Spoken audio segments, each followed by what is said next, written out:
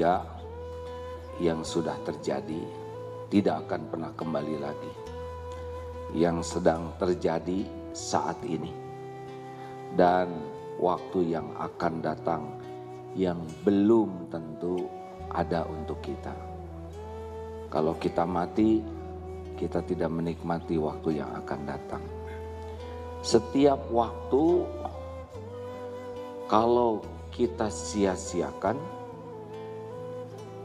maka tidak akan pernah kembali lagi, kecuali penyesalannya.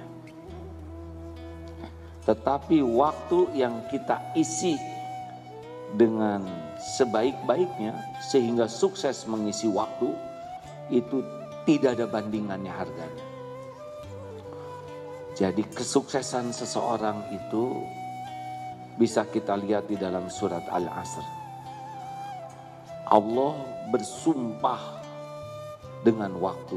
Bahkan tidak hanya di dalam surat Al-Asr. Wal Asr. Di surat lain Wadduha, wal lail, wan nahar. Begitu sering Allah bersumpah mengatasnamakan waktu, karena memang waktu ini adalah kunci seseorang akan beruntung atau rugi.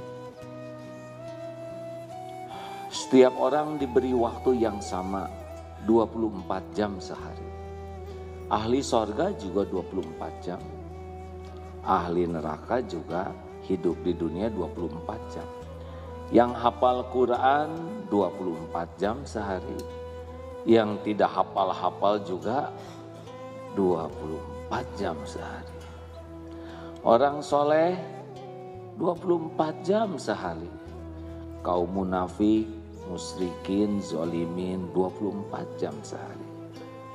Jadi siapapun yang serius sekali menyikapi waktu, dialah orang yang akan beruntung.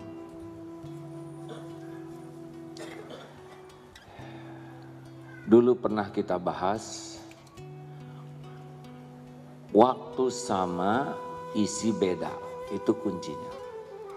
Seperti sekarang, jam 10:30 di sini kurang lebih. Sampai duhur, di mana-mana sama, khususnya di waktu Indonesia bagian barat jamnya sama. Tapi di tempat lain waktunya sama, hanya beda jam. Ada yang berzikir, kita sedang berzikir ini, karena mencari ilmu untuk patuh kepada Allah. Ada yang tiduran, ada yang bekerja, ada yang nonton TV, ada yang sedang rapat untuk berbuat maksiat, ada yang sedang berbuat maksiat. Waktu sama, isi beda. Tadi malam sama malamnya. Ada yang tahajud, ada yang sesudah tahajud bersimbah air mata meminta ampunan kepada Allah, insya Allah diampuni. Ada yang munajat, insya Allah dikabulkan. Ada yang waktu yang sama dengan orang tahajud tidur pulas, ngorok, ngompol.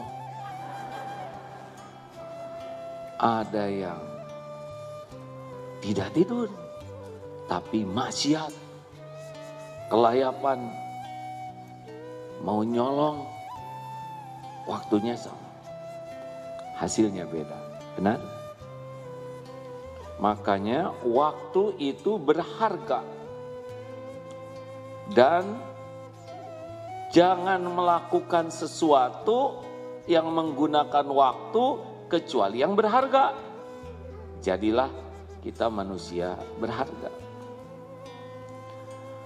Kalau waktu digunakan untuk sia-sia, jadilah sia-sia. Kalau waktu digunakan untuk sesuatu yang buruk, jadilah manusia buruk. Jadi sederhana, kalau ingin lihat kualitas seseorang, lihat bagaimana menggunakan waktunya. Termasuk bicara. Karena bicara pasti menggunakan waktu, benar? Ibu-ibu ngobrol pakai waktu tidak? Pasti. Kalau ingin lihat kualitas seseorang, dengarkan saja bicaranya. Bicara 10 menit, 15 menit, berharga atau tidak. Kalau perkataannya banyak sia-sianya, berarti orang itu memang begitu standarnya. Bicaranya banyak maksiatnya, itulah dia kerugiannya. Makanya min husni islamil mar'i tarkuhu ma la ya'ni. Kalau ingin lihat kualitas keislaman seseorang, dia tidak mau menggunakan waktunya untuk sesuatu yang tidak ada manfaat. Ada 4 yang menentukan untung atau rugi menggunakan waktu. Surat Al-Asr. Mari kita baca sama-sama. A'udzubillahi minasyaitonirrajim. Bismillahirrahmanirrahim.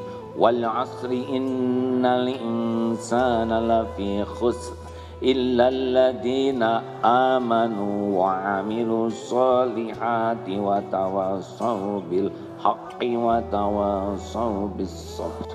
4. Innal insana lafi khusr, sesungguhnya setiap insan dalam kerugian, illa kecuali illalladzina amanu, orang yang beriman.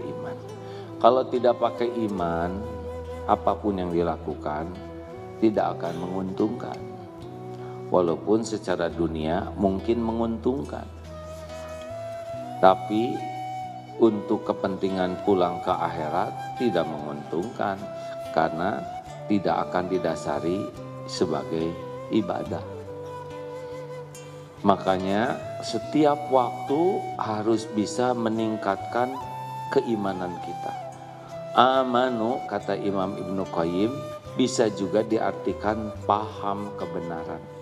Jadi orang akan beruntung kalau tiap waktu makin paham kebenaran.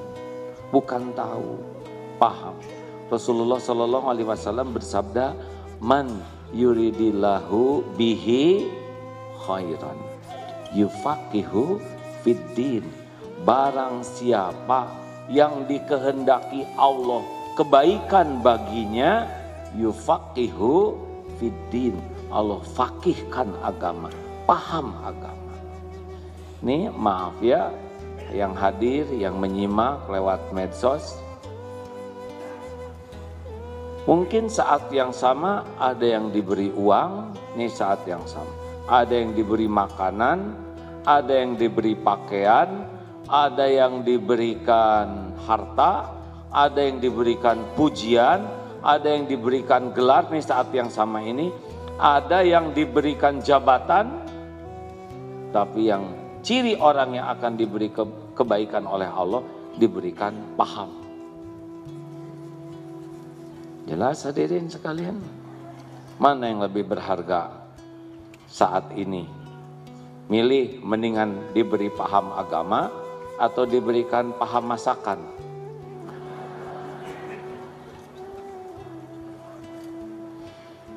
Kalau paham agama, ini seperti ini.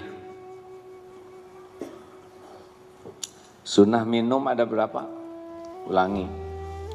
Kucing minum, monyet minum, embe minum, kita minum. Yang membedakan paham atau tidak kebenaran. Sunnah minum bagaimana? 1, tangan kanan. 2, duduk. 3, dilihat. Bisi oli ya kan. Sunnah melihat minuman tuh. Kita harus tahu apa yang kita minum. Minimal jangan sampai kosong. Malu kan?